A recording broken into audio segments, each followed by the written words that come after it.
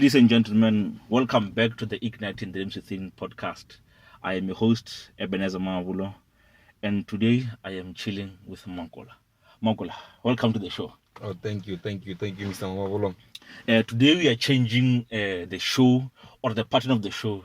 Makola will be the one driving the show, and I will be the one who will be answering the questions. Makola. Yeah, thank you, Mr. Mawolo. It's a pleasure to be here.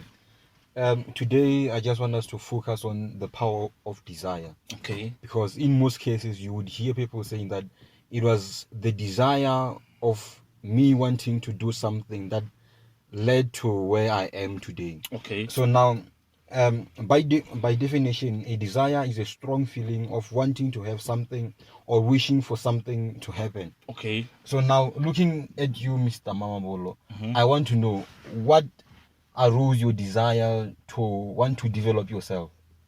The thing that arose my desire to want to develop myself was the fact that I was not satisfied with the way I was. My mind and the situation that I found myself in, the situations like poverty, I wasn't satisfied with growing up in a very poor area. So it was that hunger to want to see myself out of the situation that I was in that led me to developing this desire to develop myself. That's where the desire led me to reading books, to listening to audio books, to doing everything that I wanted to do so that I will be able to transform my mind. So you could say that you knew exactly where you want to be. I wouldn't say that at first I knew where I wanted to be. All I knew at first was that I was not satisfied with where I was.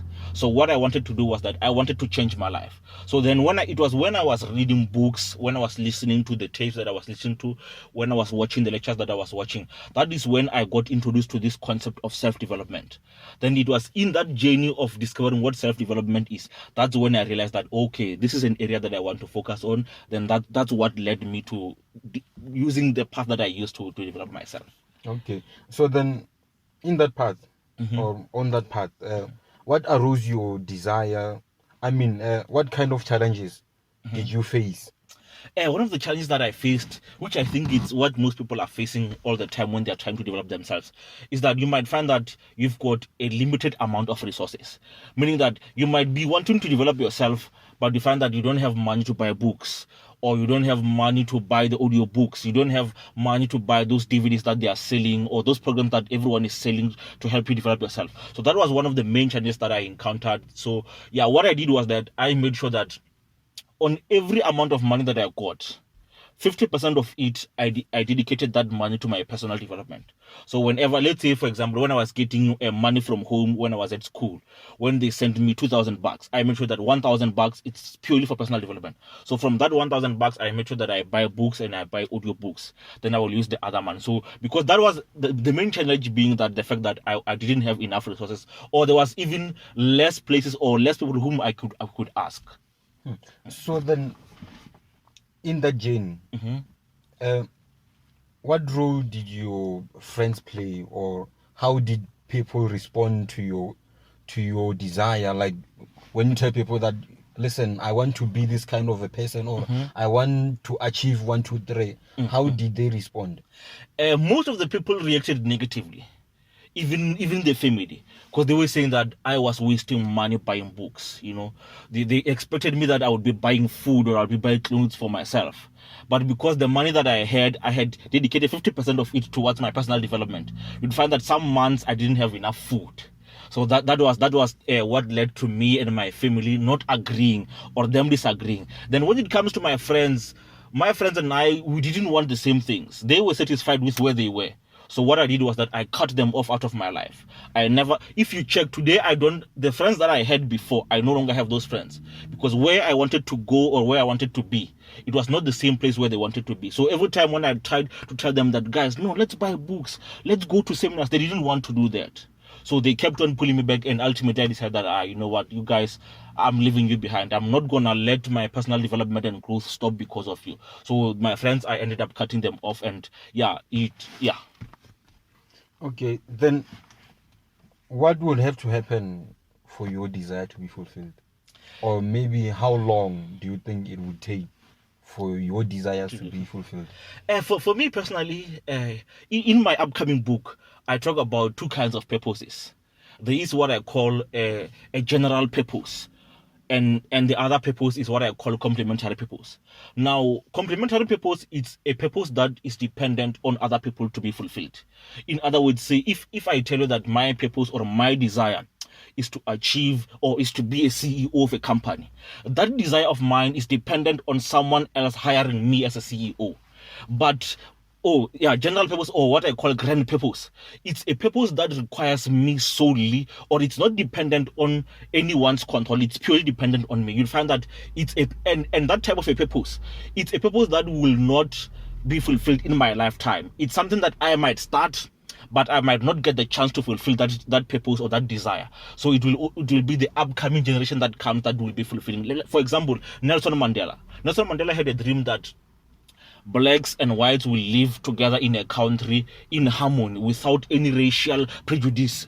Yeah, but what's happening today? That desire that Nelson Mandela had is not even yet fulfilled. Even today, we still have places where racism is ruling. You'll find that, the same is true with me. The desire that I've got, my desire is to see that I want to help transform followers into leaders, and those leaders be the ones to serve their gifts to better humanity. And when they are done serving their gifts to better humanity, they must then in turn and help others to do the same.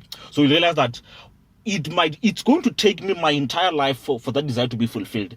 I might even die before that desire is fulfilled, but I will be the one to initiate this path.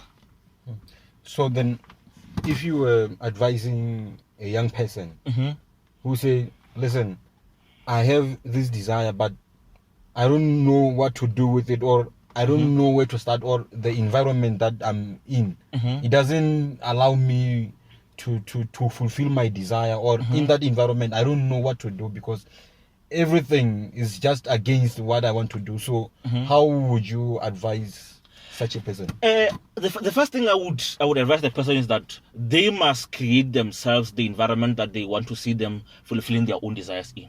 Because even myself, the environment that I was in, it was not good for the desire that I've got in my life. But I had to intentionally make sure that I created the desire I wanted for myself. I remember one time, because the friends that I had, like sometimes you find that when I was bathing, I would be playing a tape, or I'd be listening to a lecture on the phone as I am bathing. And you'll find that my friends would be saying, "No, Ebenezer, no, your tape is too loud, or your music is too loud," because they heard the tape that I was listening to. So they ended up saying that, "No, your music is too loud."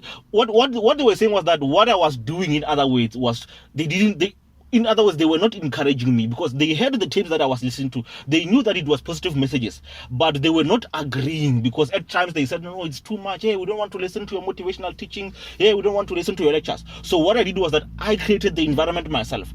I made sure that I turned my phone, because I didn't have control over where I was staying and the people around me.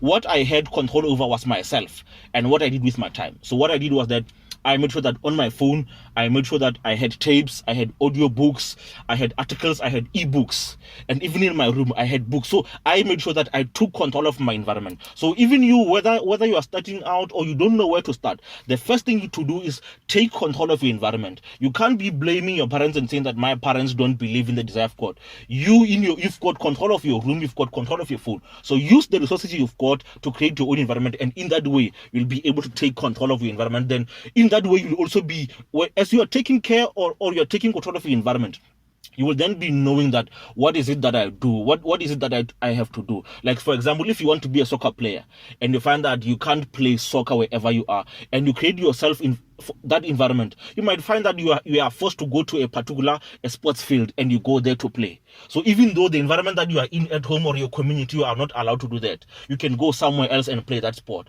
Or you don't have the resources, or the environment that you are in does not encourage your growth, you can go to the library and research about soccer. You've got computers in the library, you've got everything you can do. So the best thing to do, take control of your environment and make sure that the resources that you've got available to you, use those things, and they will be the one to ignite that desire in you. Okay.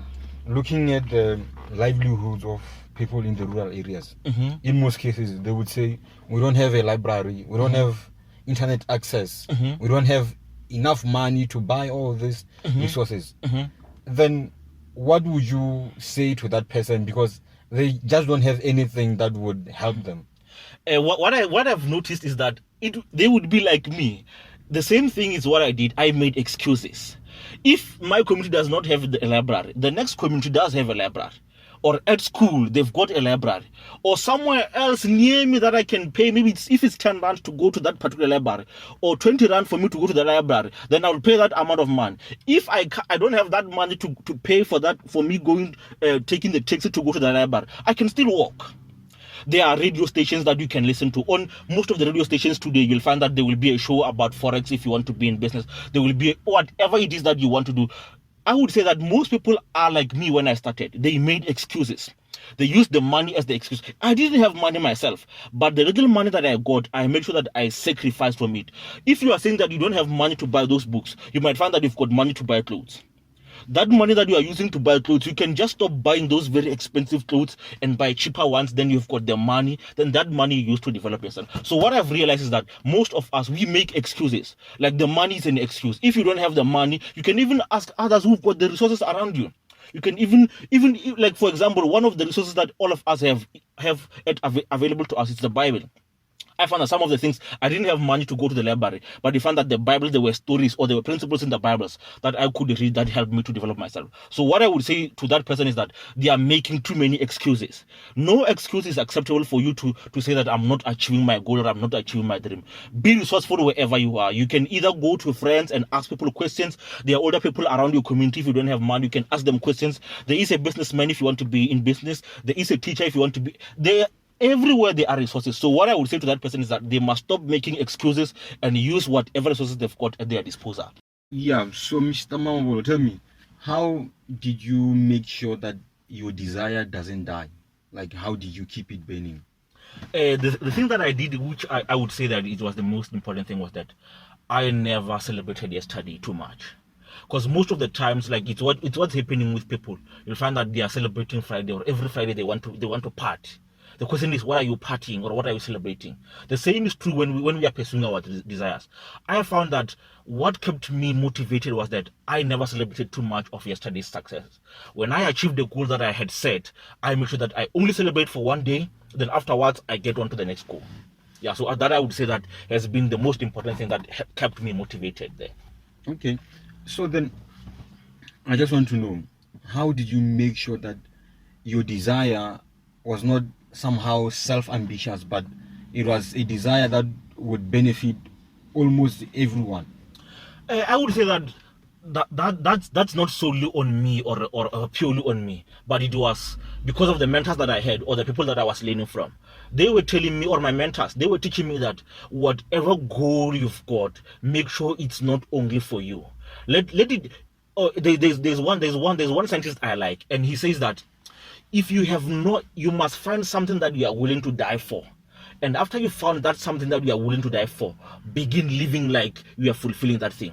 So what I did was that I found a cause or a purpose that I was willing to die for. A cause that was not only going to benefit me, but to benefit the entire human race. So then I took that and I made sure that that's not solely on me, but that's purely on my mentors, because they were the ones who taught me that whatever you are doing or whatever you are pursuing, make sure that it's not only for you. Let it be for the benefit of the entire human race. Okay, then how far would you say you are with your desire now? Now I wouldn't say that I am very far. I would say that I'm still at the beginning stages, because I see myself as only just beginning now. Because whatever that I have planned on achieving, yes, there were some successes that I had along the way. But for me personally, I would say that I am still beginning. I am not very far, because I want to keep on growing. Yeah. So that I would say that. Yeah. But if you were maybe to judge maybe based on perhaps progress, you would say that maybe now I am at 30%. 30%? Yes, 30%. Okay. No, Mr. Mavolo, I think that's all we have for today. Thank you for having me in your studio. It's really an honor. So I just hope you keep on growing and expanding your desires. Thank you very much, and it's a pleasure having you on the show. Or